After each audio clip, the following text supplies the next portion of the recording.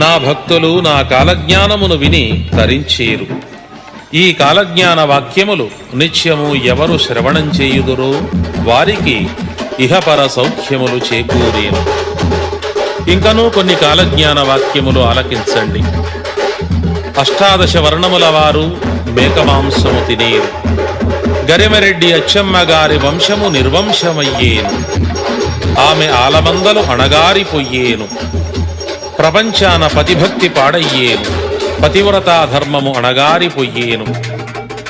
బ్రాహ్మణ క్షత్రియ వైశ్య శూద్రులు కాలజ్ఞానము కన్నుల కత్తుకొని ధూపదీప నైవేద్యాదుల నుంచి వడపప్పు పానకము చేయించి 4 వీధుల ఊరేగింపు జరిపించవలే. వారికి నా అనుగ్రహం కలిగేను.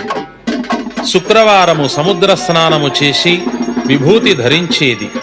ఎవ్వరు పూజలు చేస్తారో వారిని రక్షించేను. ధర్మం చేసేవారు, ఒకరిని దూషించనివారు, ఒకరి సొమ్ముకు ఆశపడనివారు పుణ్యాత్ములై నిలచేరు. పాపాత్ములు అన్యోన్య కలహములచే కొట్టుక చచ్చేరు. ఇంకనూ కొన్ని భవిష్యత్ వాక్యములు ఆలకించండి. బాలురు మొదలు పండు వృద్ధుల వరకు పాపాత్ములు ఎవ్వరునూ మిగలరు. అర్ధరాత్రి వేళ కాకులు కూసేను. వింత వింతలు అనేకం పుట్టేను. పట్టపగలు ఆకాశాన చుక్కలు కానవచ్చేను. దుర్మార్గుల నోటిలో పురుగులు పడేను. 4 దిక్కులు అంధకారమయ్యేను. వింత ధ్వనులు పుట్టేను. నీటిలో జంతువులు భూమిపైకి వచ్చి చచ్చేను. పళని కుమారస్వామి దేవళం తలుపులు తెరచినా రాకుండేని. సూర్యగోళము నుండి నిప్పు ముద్దలు భూమిపై పడేను. కపిల తీర్థమునందు ఝంకారనాదము పుట్టేను.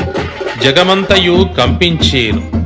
సమస్త జనులు వీరబ్రహ్మము చరిత్ర చదివి ఆడిపాడేరు. మరలా అనాది ఆచారాలు ధర్మాలు నడచేను. 3 నెలలకు వర్షము కురిసేను. పైరు పంటలు సమృద్ధమయ్యేను.